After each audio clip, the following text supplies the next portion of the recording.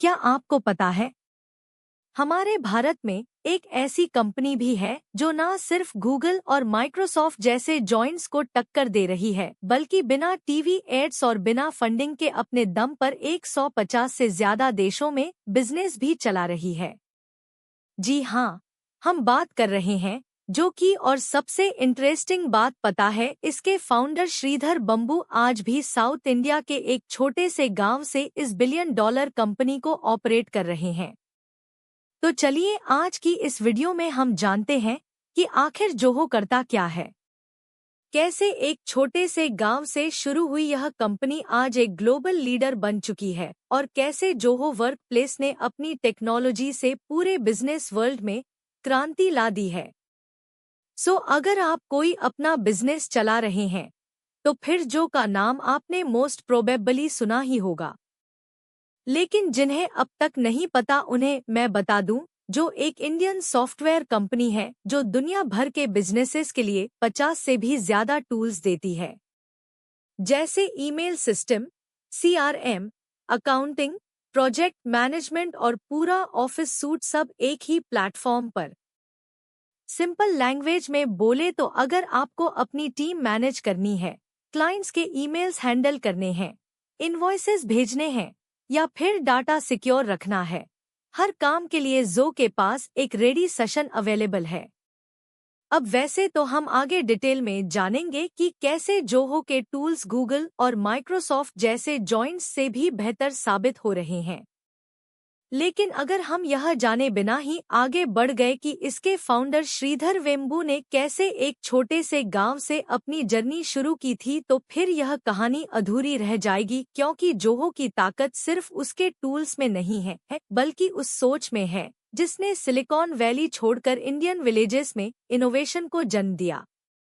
तो दोस्तों, एक मिडिल क्लास फैमिली में जन्मे श्रीधर बंबू के अंदर एजुकेशन को लेकर जबरदस्त भूख थी और उसी भूख ने उन्हें पहुंचा दिया करोड़ों इंडियंस का सपना कहे जाने वाले इंस्टीट्यूट IIT मद्रास तक। 1989 में उन्होंने इलेक्ट्रिकल इंजीनियरिंग में अपनी ग्रेजुएशन कंप्लीट की, लेकिन एक बात यहाँ उन्हें हमेशा खटकती थी, कुछ तो मिसिंग है, नॉलेज अधूरी सी लगती है। यही सोच उन्हें लेकर गई अमेरिका, जहां उन्होंने प्रिंसटन यूनिवर्सिटी में एडमिशन लिया और वहां से इलेक्ट्रिकल इंजीनियरिंग में MS करने के बाद PhD की पढ़ाई शुरू कर दी। लेकिन श्रीधर उन लोगों में से नहीं थे जो सिर्फ सिलेबस की किताबों तक लिमिटेड रहे। उन्हें लाइब्रेरी में बैठकर घंटों नई नई किताबें पढ़ना पसंद था, खासकर वो किताबें जो असल नॉलेज देती हैं, वो नॉलेज जो शायद क्लासरूम में नहीं मिलती। यहीं से श्रीधर की सोच में एक बदलाव आना शुरू हुआ। उन्होंने अपनी PhD तो कंप्लीट कर ली, लेकिन पढ़ाई से ज्यादा प्रिंसटन ने उन्हें वह नजरिया दिया जिसने उन्हें सोचने पर मजबूर किया कि क्यों ना इंडिया में कुछ बड़ा और ग्राउंड लेवल चेंजेस किए जाएं। पढ़ाई पूरी करने के बाद श्रीधर वमो ने अमेरिका के कैलिफोर्निया सैडियागो में अपनी पहली जॉब शुरू की, वो भी एक ऐसी कंपनी में जो सेमीकंडक्टर्स और वायरलेस टेक्नोलॉजी की दुनिया में सबसे बड़ी मानी जाती है, क्वालकॉम। यहाँ उन्होंने एज अ वायरलेस इंजीनियर काम किया और यहीं से उन्हें इंडस्ट्री का डीप टेक्निकल एक्सपीरियंस भी मिला। जॉब तो शानदार थी, प्रोफाइल भी हाई लेवल का था, लेकिन श्रीधर वमू के अंदर कुछ और ही चल रहा था। उनका सपना था एक ऐसी टेक कंपनी बनाना जो पूरी दुनिया से मुकाबला कर सके और हमारे देश को टेक्नोलॉजी में आत्मनिर्भर बना सके। इसी सोच के साथ 1996 में श्रीधर ने अपने भाई कुमार वबू और एक दोस्त टोनी थॉमस के साथ मिलकर एक नई कंपनी शुरू की जिसका नाम रखा गया एडवेंटनेट, जो शुरुआत में नेटवर्क मैनेजमेंट सॉफ्टवेयर बनाती थी। असल में इस टाइम भी श्रीधर वमू US में ही थे और वहीं से ही सेल्स और क्लाइंट्स को हैंडल कर रहे थे, जबकि बाकी का काम उनके भाई कुमार वबू और टोनी थॉमस इंडिया से मैनेज कर रहे थे। 1996 में श्रीधर वमो ने लॉन्च किया अपना पहला सॉफ्टवेयर प्रोडक्ट वेबएन, जो स्पेशली नेटवर्क मैनेजमेंट के लिए डिजाइन किया गया था। शुरुआत में तो उन्हें कुछ खास सफलता नहीं मिली, लेकिन फिर आया साल 1998 और साथ में एक बड़ा मौका भी। एडवेंटनेट ने अपना सॉफ्टवेयर एक इंटरनेशनल टेक एग्जिबिशन में शोकेस किया, जहां दुनिया भर के टेक बायर्स आए हुए थे। कुछ लोग वहां HP जैसे बड़े ब्रांड्स के महंगे सॉफ्टवेयर यूज कर रहे थे, लेकिन उन्हें एक ऐसा ऑप्शन चाहिए था जो अफोर्डेबल हो, फ्लेक्सिबल हो और उनके काम को एफिशिएंटली हैंडल कर सके। इसी बीच एक जापानीज क्लाइंट ने श्रीधर से एक सवाल पूछा, क्या आपकी कंपनी बड़े ब्रांड जैसी सर्विसेज कम प्राइस में स्मॉल बिजनेसेस को भी दे सकती है? श्रीधर ने भी मौका पकड़ा और बिना किसी डिले के हाँ कह दिया, और बस यही कन्वर्सेशन एक टर्निंग पॉइंट बन गई। इसी डील से ही उन्हें मिला पहला बड़ा इंटरनेशनल ऑर्डर और सीधा कंपनी का रेवेन्यू $1 मिलियन तक पहुंच गया। इस तेजी से बढ़ती ग्रोथ को देखकर सेल्सफोर्स जैसी बड़ी कंपनी भी इम्प्रेस हो गई और उन्होंने एडवेंटनेट को खरीदने के लिए $25 मिलियन का ऑफर दे डाला। लेकिन श्रीधर ने अपने कोफाउंडर्स कुमार वबू और टोनी थॉमस के साथ बैठकर सीरियसली सोचा, क्या यह कंपनी बेच दें?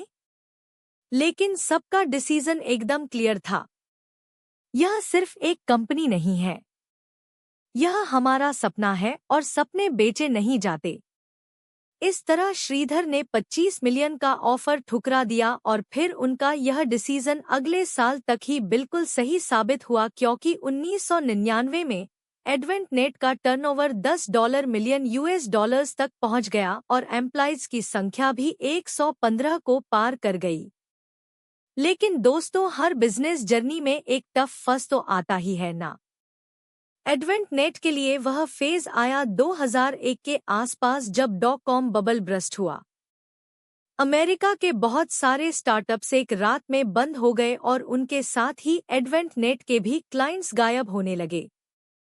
श्रीधर बैम्बू खुद कहते हैं कि एक टाइम ऐसा भी आया था कि लगता था कि ऑफिस जाकर करूं क्या, कोई क्लाइंट का फोन नहीं आ रहा था, सेल्स बिल्कुल जीरो था। अब आप सोच रहे होंगे कि यह डॉट बबल क्या था। तो बेसिकली उस टाइम बिना सॉलिड बिजनेस मॉडल वाली इंटरनेट कंपनीज में करोड़ों का इन्वेस्टमेंट हुआ था, और फिर जब इसकी हकीकत बाहर आई तब अचानक पूरा मार्केट क्रैश कर गया था। अक्सर ऐसे हालात में कंपनीज ले ऑफ शुरू कर देती हैं, लेकिन श्रीधर बंबू ने किसी भी एम्प्लॉय को नहीं निकाला, बल्कि सभी को ही रिसर्च एंड डेवलपमेंट में लगा दिया, और यही डिसीजन श्रीधर बैम्बो का मास्टर स्ट्रोक साबित हुआ, क्योंकि इसी दौरान ही उन्होंने डेवलप किया एक नया सॉफ्टवेयर मैनेज इंजन, और फिर जैसे ही यह 2002 में मार्केट में इल्च हुआ, ब्लॉकबस्टर हिट बन गया। एक्चुअली उस टाइम इंडिया में टेलीकॉम और IT सेक्टर तेजी से ग्रो कर रहे थे, और कंपनीज को चाहिए था एक ऐसा सॉफ्टवेयर जो उनके डेली ऑपरेशंस को आसानी से मैनेज करें, वो भी अफोर्डेबल रेट्स में। श्रीधर ने यह गैप समझा और मैनेज इंजन को सही टाइम पर मार्केट में उतारा, और फिर जोहो की ग्रोथ दोबारा शुरू हो गई। मैनेज इंजन इतना सक्सेसफुल रहा कि फॉर्च्यून 500 कंपनीज में 60% ने इसे ही यूज करना शुरू कर दिया था, जिससे कंपनी की क्रेडिबिलिटी और रेपुटेशन आसमान छूने लगी। और फिर इसके बाद 2005 में ज़ेड ने लॉन्च किया जो CRM। पर हाँ, इससे पहले ही online word processor Z writer, spreadsheets को हैंडल करने के लिए जोहो सीट और प्रेजेंटेशंस के लिए जो शो को भी लॉन्च किया जा चुका था। इन टूल्स का मकसद था बिजनेस ओनर्स को एक ऐसा कंप्लीट और इंटीग्रेटेड ऑफिस सूट देना जो कि गूगल वर्कप्लेस और माइक्रोसॉफ्ट ऑफिस का अफोर्डेबल अल्टरनेटिव बन सके। और फिर आगे चलकर 2009 में कंपनी का नाम एडवेंटनेट से बदलकर जो कॉरपोरेशन रख दिया गया। लेकिन ऐसा क्यों? एक्चुअली श्रीधर बंबू ने यह डिसीजन इसलिए लिया क्योंकि अब कंपनी का फोकस पूरी तरह से क्लाउड बेस्ड बिजनेस सॉफ्टवेयर पर शिफ्ट हो चुका था। ऐसे में कंपनी का नाम भी उसी विजन को ही रिफ्लेक्ट करना चाहिए। श्रीधर पहले इसे सोहो यानी स्मॉल ऑफिस होम ऑफिस नाम देना चाहते थे, क्योंकि शुरुआत में उनका फोकस यही सेगमेंट था। लेकिन जब उन्होंने देखा कि सोहो का डोमेन नेम अवेलेबल नहीं है, तो उन्होंने एक स्मार्ट मूव लिया और उस नाम को ही टू करके बना दिया जोहू, जो शॉर्ट, कैची और ग्लोबली प्रोनाउंसिएबल था। आगे चलकर 2009 में ही जोहो ने अकाउंटिंग और बिलिंग को सिंपल तरीके से मैनेज करने के लिए जोहो बुक्स, और 2011 में हायरिंग और रिक्रूटमेंट प्रोसेस को आसान बनाने के लिए जो रिक्रूट जैसे गेम चेंजिंग प्रोडक्ट्स भी लॉन्च किए। इसके अलावा डिजिटल सिक्योरिटी की बढ़ती ज़रूरतों को ध्यान में रखते हुए 2013 में जो वर्ल्ड को लॉन्च किया गया, जिसका मकसद था एक ऐसा सिक्योर पासवर्ड मैनेजमेंट टूल देना जो खासकर बिजनेसेस और टीम्स के लिए बनाया गया हो, ताकि वे अपने सेंसिटिव क्रेडेंशियल्स को बिना किसी खतरे के स्टोर, मैनेज और शेयर कर सकें। और फिर आगे भी जेड जो एक्सपेंस, जो सोशल, जेड जो शो टाइम और जेड जो डेस्क जैसे टूल्स ने कंपनी को नई ऊंचाइयों तक पहुंचा दिया। लेकिन दोस्तों, जो के लिए सबसे बड़ा टर्निंग पॉइंट आया 2017 में, जब उन्होंने लॉन्च किया जो वर्कप्लेस। यह all in one communication and collaboration shoot है जो बना है for businesses of all size. जैसे कि सुबह सबसे पहले क्लाइंट को ईमेल भेजना है तो आप खोलते हैं जोहो मेल, एकदम प्रोफेशनल, एड फ्री और secure with world class spam filters. और आप फोल्डर्स की मदद से ईमेल्स को आसानी से ऑर्गेनाइज भी कर सकते हैं। जोहो कैलेंडर और टू की मदद से टीम कोऑर्डिनेशन बेहद आसान हो जाता है। आप लॉन्च डेट, मीटिंग्स और रिव्यूज आसानी से शेड्यूल कर सकते हैं, साथ ही रिमाइंडर्स भी भेज सकते हैं। टू मॉड्यूल के जरिए टीम मेंबर्स को टास्क असाइन करें और उनके लिए ड्यू डेट सेट करें, ताकि हर काम समय पर पूरा हो सके। इस तरह सब कुछ ऑर्गेनाइज्ड और एफिशिएंट बना रहता है। फिर अगर आपको एक प्रपोजल ड्राफ्ट करना है तो आप यूज कर सकते हैं जेड जोहो राइटर को। यह बिल्कुल वर्ड फाइल के जैसा ही है, लेकिन ऑनलाइन, और आपकी पूरी टीम भी एक ही डॉक्यूमेंट पर रियल टाइम में साथ काम कर सकती है। इसी तरह से जोहो शीट बना है आपके हर तरह के स्प्रेडशीट रिक्वायरमेंट्स के लिए। यह एक्सेल की तरह कॉम्प्लेक्स नहीं, बल्कि बहुत ही स्मूथ है। इसके अलावा जो शो एक कोलैबोरेटिव प्रेजेंटेशन सॉफ्टवेयर है, जहां पर आपको रेडीमेड टेम्पलेट्स मिल जाते हैं जो आपको मदद करते हैं अपनी प्रेजेंटेशन को आउटस्टैंडिंग बनाने में। लेकिन दोस्तों, यह सारी फाइल्स जाएंगी कहां पर?